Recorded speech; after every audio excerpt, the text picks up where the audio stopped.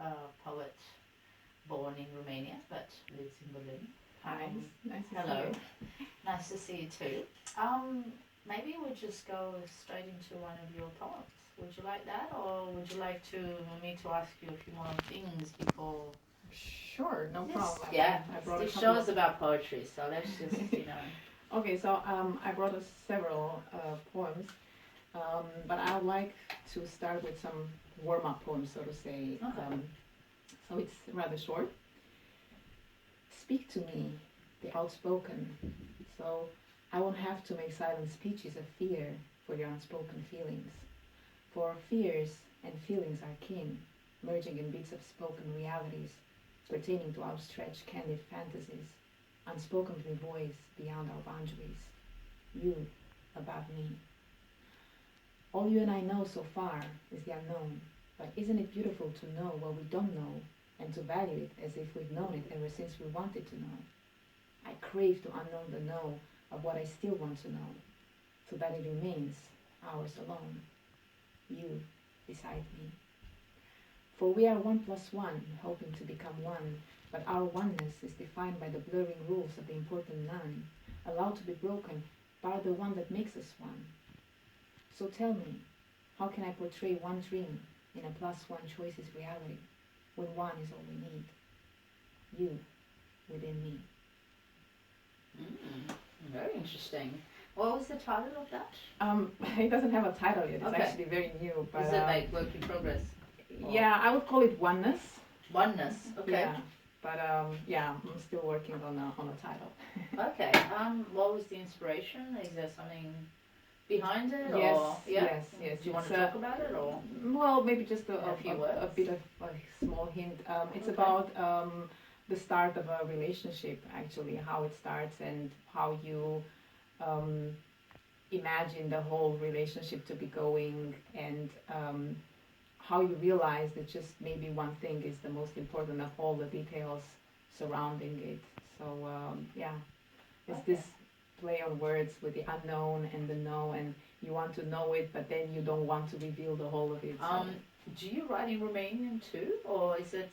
How come you chose English as your main language, or is it your main language that you write in? Yes, that's the main language that I write in, and I always have this huge dilemma, because I should write in Romanian as well, but somehow I kind of I speak several languages. I speak 5 languages, and somehow they have all their own department in my mind. Okay. And somehow English is the language of feelings.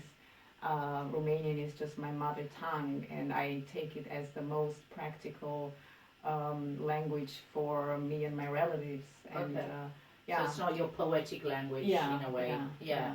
Okay. So that's somehow it came to. I didn't choose it on purpose. It just came out like this, and I embrace it the way it was. Yeah, great. Do you translate your work from English into Romanian? Yes, actually I did with my latest manuscript. I'm working on a manuscript right now.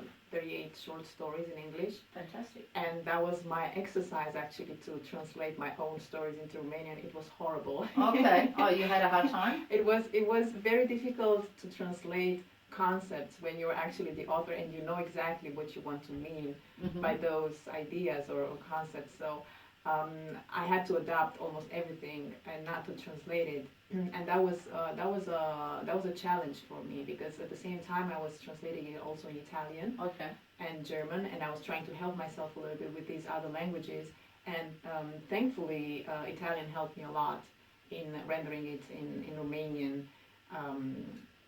It's a very interesting process and a very nice exercise, but somehow you lose something from the language, the original language, but then you gain again into the other language, because each language has its own structure and its own amount of words. Yes, so, that's true. Yeah.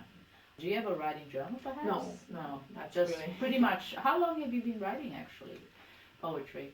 Poetry only for about 7 years. Oh, only, okay. Only 7 years poetry. But I've been writing actually all my life. Okay. In several forms. I started with long, interminable letters to everybody. Somehow my life was always that way, that all my loved ones, including family, were away. Mm-hmm. So the only communication means back then as a child was just to write letters to, starting from your grandmother or cousins or whoever you wanted to be in touch with.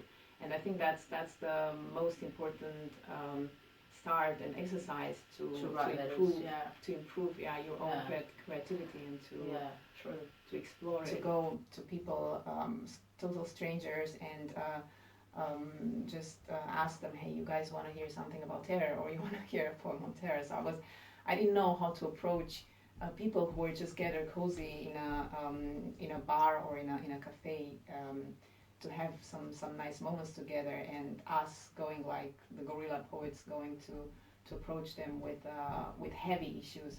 Mm-hmm. But it was actually a What great. was the response? It was great. It was a great experience. It was very well welcomed, especially by foreigners. Okay. Yeah, we enjoyed it. We really enjoyed it. It was unexpectedly nice. That's great. I started realizing, okay, this is going towards something more important than just my own memories or my own writings. Okay. And when I realized I had something that I really want to share with others as well, then I thought, okay, then I would really want to make it somehow professional. Back then, I think Facebook wasn't even that much of a, or social media in general had just started somehow, or at least for me. Yeah. So the first step was to have a business card or a visit card and a website. Okay. That was my first step to reach out to people. To present yourself. Yeah. Oh, fantastic. Want to read us another piece?